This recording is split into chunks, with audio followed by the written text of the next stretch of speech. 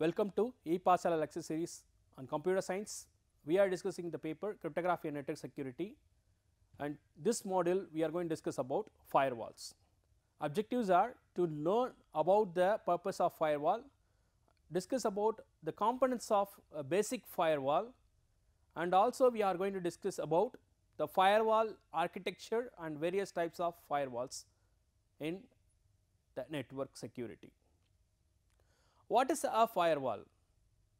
So far we have discussed about various level of securities at each and every layer of our internet layered model, but the firewall is exactly to protect our network from the external attack. So, generally the firewall can be either a software or a hardware, or it can be both, which is mainly to prevent unauthorized access. So, a firewall is a security policy where enforcing point that regulates access between computer network. So, it is filters and inherently insecure services. For example, if I want to block an FTP connection between the server and the client, I can ensure that checking process in the case of our firewall, or I want to protect some of the telnet services I can do. So, I can do some kind of TCP control with the help of the firewall. So, firewall have been a first line of defense in the network security over 25 years. So, actually the role of firewall, what the firewall protect from the external attacker or the intruders are the data, the resource and reputation. So, how a firewall can protect the data, where even though we have discussed that in the case of our security, we have come out with some kind of cryptographic techniques, but this case is entirely different as we compare with our cryptographic technique. Here a proprietary corporate information, financial information, sensitive employee information or customer data, some medical related records also going to be considered as the data which can be protected with the help of our firewall. Even some of the resources like our computing resources, like our DOS attack, one of the example where we can exploiting the computer resources based on their vulnerabilities, which can be protected with the help of our firewall. And reputation, loss of confidence in an organization, an intruder uses an organization network to attack other sites, can be prevented with the help of the firewall. So, overall we can able to protect the data, a resource and reputation with the help of the firewall. So, how they are going to, who are kind of an attacker going to attack our internet? We have some internal user, hackers, corporate espionage, terrorists, common thieves who can able to penetrate into our internet via the network gateway. They can enter into our internal network. Basic components of firewalls are policies, advanced authentication, packet inspection, application gateway. So, what are policies? So, I will mentioning about the policies are nothing but a statement. Suppose I want to filter unwanted content where my network users are accessing, then I can able to provide kind of a policy to filter the content, and also I can provide an advanced authentication. Instead of accessing my internet or my network using a local authentication, I can have some kind of a centralized authentication like Radius or TakaCS server. With the help of this, I can able to provide an advanced authentication as one of the component of a firewall. Packet inspection, I will be monitoring, the firewall will be monitoring each and every packet, and also is there any impersonated packet or spoofed packet, they can able to filter that kind of packet or deny the access to the particular kind of packet. And application gateway, where is a component which will be provided at the gateway of internet services, where I can define who have given what kind of access with the help of an application gateway located at the perimeter of a network. So, generally we already very well about these kind of threats: denial of service attack, intrusion threats, attacks on services, exploits, information threats, viral threats and defacement. So, all these are related to internet. So, where we need to provide some kind of attention in order to protect them from either an external user or internal user. The user can be an external user or internal user who can try to exploit these kind of threats, vulnerabilities with the help of these threats. So, we very well know about internets are not secure, they are insecure, and each and every services have their specific kind of vulnerabilities or security risks. As we know about email and SMTP, where we instead of we have kind of an protocol with respect to our TCP, IP, SMTP and POP3 or IMAP, they are very insecure.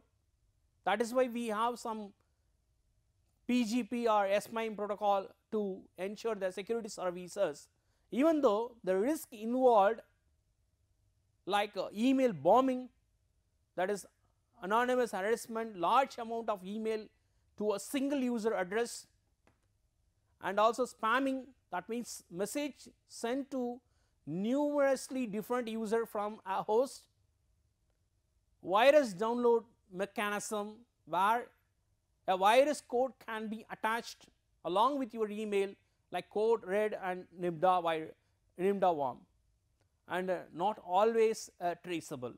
So, these are kind of threats which created or which happens due to the vulnerabilities of your SMTP or POP3 IMAP services of your internet. Similarly, the case with respect to our FTP, we have risk include, we know very well FTP is one of the file transfer protocol. We have SFTP to protect the secure file transfer. Even though we can have some kind of risk involved apart from your cryptographic mechanism, there we have an encrypted authentication and data transfer. That means your username and password can be sniffed by using some packet capturing tool, and also we have some unencrypted data, though if I am not supporting any security services, if I am using that FTP where the data can be, a plain text can be viewed, even I do not need to have any username and password to access the content. And part of default installation, anonymous FTP is possible if you are having a very lack in the knowledge of configuring your FTP. There is always default anonymous FTP is possible where they can able to gain access, and privileges escalation, that means one privileges can be override by the other privilege, which is also possible with the help of your FTP. And in the case of your HTTP, where we know all the web service web related activities are doing with the HTTP as an application layer protocol, here we have a TCP bar IP port based port 80. Some of the risk can be included with respect to your HTTP. That means here we can have a browser can be used to run a dangerous commands, and protocol can be between the user agent and other protocol, the web services like your SMTP, NNTP and FTP, that is your mail service, news, network news and FTP, all these are going to be happening and difficult to secure, and remote execution of commands and execution from the server side, and also some of the non-secure add-on application like your Java and cookies, and we have SOAP. So, these can create a vulnerability in the internet service. So, here some may think about, we have some of the cryptographic support. For example, I have some kind of confidentiality, I may ensure the integrity of the message, I may have some kind of authentication, all these can be there, but there are certain vulnerabilities or risk which even with the help of your cryptography we cannot able to support. As the case, if you consider an HTTPS, even though it is secured with the help of your SSL, still we can able to understand there is a kind of a risk. We can able to see that your browser can be used to run dangerous code. How can I know whether with the help of HTTPS? I think they may block this kind of thing, but definitely not. HTTP only provide the confidentiality integrity, but some kind of command which is also going to be sent by the attacker along with my web page, definitely it is going to create a security issue.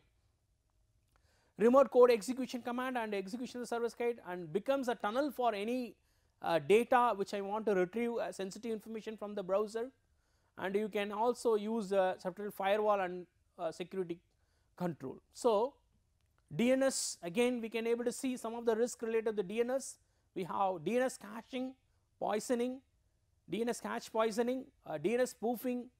Here we can poison the cache information and redirecting valid connection to wrong server, and spoofing where they can do a bad data to redirect valid connection to a wrong server.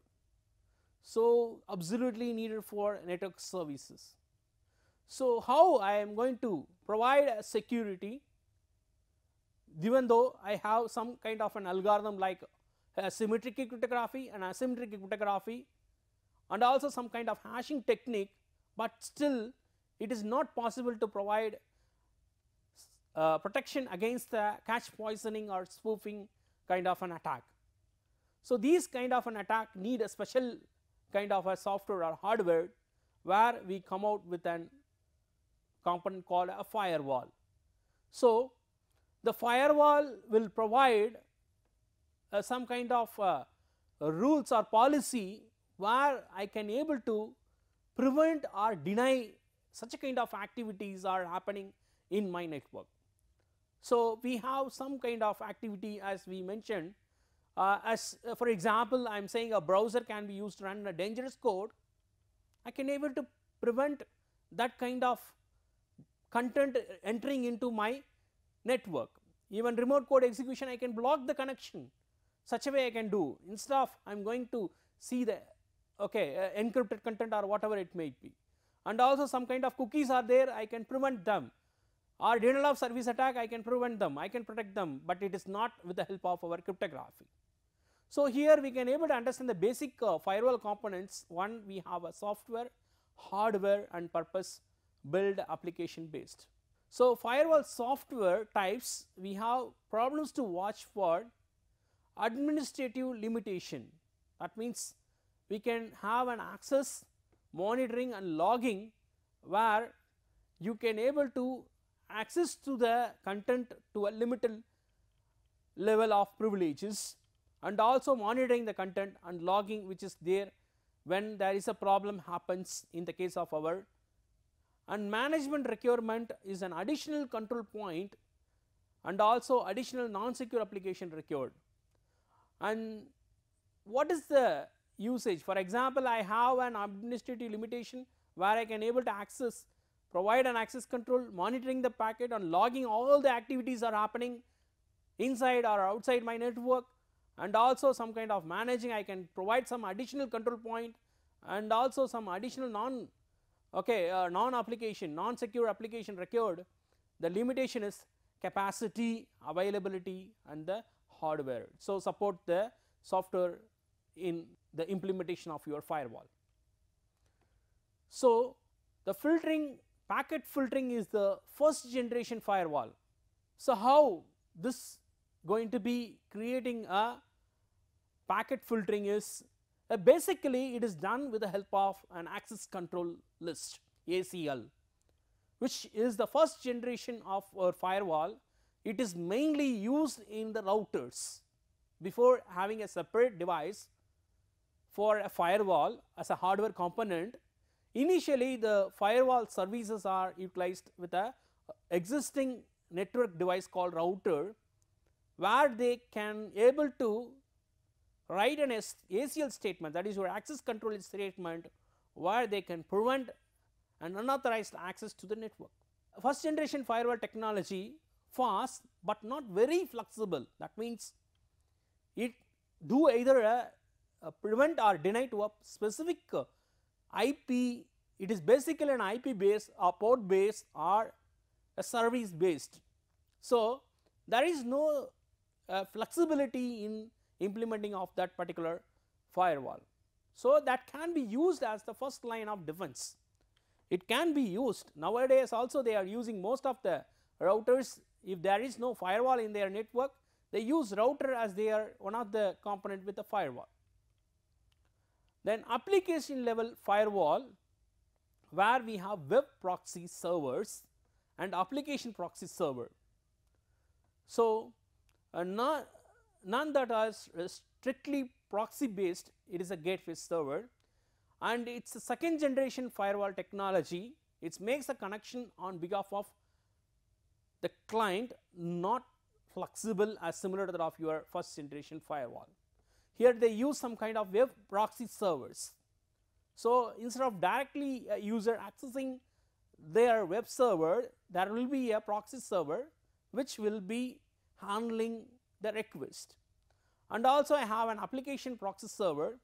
So, whenever attacker try to attack my server, the proxy will be the victim, not our server. So, but the thing here is not going to be have such a flexibility as similar to that of your first generation firewall. So, we come out with an hybrid firewall where the performance, it performs a packet filtering function, performs the application both the first generation, second generation, and it is come out with a third generation firewall technology, where some of the products are available in the market like Raptor firewall by Semantic, Firewall 1 by Checkpoint, and Sidewinder firewall by Secure Computing, and Lucient Brick by Lucient. So, these are some of the third generation firewall which can capable of performing packet filtering as your ACL list, and also some application proxy functioning like your web proxy or application proxy, where it is combining both the operation. It can able to provide some kind of flexibility as a third generation. The new technology right now we have stateful inspection. So, here we have a patent technology, your inspect engine, which will be looking at each and every packet which is entering into your network as the stateful instruction with the help of your inspect engine. Here we have an application level proxy. The product which is using the stateful inspection is Checkpoint NGX as one of the stateful inspection firewall. And multi-layer inspection, where new technology incorporating that, the packet filtering, stateful inspection, as well as the application proxies. All these things are going to be there in the case of your multi-layer inspection. So, firewall hardware types, three basic hardware options are there. One is application based. So, here we can able to purpose built simple, highly integrated. Then we have a third party servers, is a general use system, additional support channel, and a great flexibility. Apart from that, we have a hybrid servers. So, these three basic options we can adopt with the hardware firewall, whether I can go for an application based or third party servers, or I can go for a hybrid servers. The purpose of hybrid is built for limited product line and closely integrated with the software offering, and also have many separate support channel and most highly integrated component. So, in the case of your architecture, we have a screening router, simple firewall, multi-legged firewall, firewall sandwich and layered security architecture. So, these are some of the network firewall which are commonly used to protect the unauthorized or prevent against the intruders. So, we will see one by one. Screening router is access list provide the security. Routers are not application aware, so only inspects the network level information like your layer 3 of your OSI model. Only they are able to see as what we seen in the case of your first generation firewall. Does not provide any great deal of security, very fast, not commonly used alone for security. So, here this is a overall view of your screening router. The screening router where you can able to see here, this is our internal trusted network where I have a server, mainframe, database, a desktop. In that I will have one router which is connecting between my internet or untrusted network. So, this screening router, the router or blocks packet as determined by security policy. So, this is our simple screening router which is the first level or baseline of defense where I can able to prevent based on their layer 3 information like our source IP address or destination IP address. A simple firewall where it is applicable for small companies with limited security needs only utilize two interface, that is trusted and untrusted. It provides modest security and it does not offer any DMZ, demilitarized zone sandbox, and inherently allows some level of connection between the trusted and untrusted network. So, here this is the diagram which is explaining the operation of your simple firewall where you can able to see again the same structure. In that we can able to see here there is a firewall in addition to our screening router. So, we know that it's like your gateway router which is protecting against that untrusted or internet network, and we have a firewall which is between your screening router and the internal trusted network. We assume that internal network is the trusted network, and here router blocks, but here the firewall then handles the traffic additionally to maintain more security than that of your screening router. Then we have a multi-legged firewall where from small to large size business the security need is expanded, where I need to provide a stronger security. Then here we can able to see, we can able to create a sandbox for semi trusted services, and here it is flexible and more secure when compared to the previous two, simple firewall and screening firewall. So, this explains about the operation of your multi-leg firewall. This case we can able to understand, first I have an internet and also our end user devices like your servers and also desktops. We know that there is a screening router and a firewall is there. In addition to that we have a DMZ, that is demilitarized semi trusted network. So, this separates the internal user and the external user to a secure zone. As we can able to see, some applications related with your web server, SMTP server and general internal servers are going to be separated from your end user through the DMZ semi trusted network. So, here it is offering a secure sandbox to handle untrusted connection to the internet services. So, we already know what is screen router, will provide baseline and also some flexibility with the firewall. Now, we have an additional zone in this multi-leg where we are separating our server from the internal and the external user. Firewall sandwich here to medium to large size business, for example, your campus is going to be have more number of users, then definitely we will go for this firewall sandwich. Here we have a higher cost for the implementation of this kind of setup in our network, and it is more serious need of security. So, when there is a criticality in protecting the server, not like the previous two where it is not that much secure and it is maybe basic level of protection from the external attacker. Here this provides a physical separation of the network and also provides a policy segregation between inside and outside firewall. So, where I can able to overcome the administrative hole with the help of our firewall sandwich. So, here it is providing policy segregation between inside and outside of firewall. So, let us see that how it is providing this. As we know, in the multi-leg we have screening and a firewall, but demilitarized trusted zones are there. But here we have two firewall, one is for inside, another one is for outside.